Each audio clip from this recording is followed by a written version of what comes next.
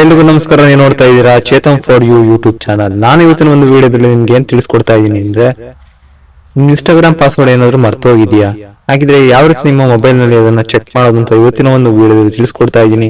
ಹಾಗಿದ್ರೆ ಬನ್ನಿ ಇವತ್ತಿನ ಒಂದು ವಿಡಿಯೋನ ಶುರು ಮಾಡೋಣ.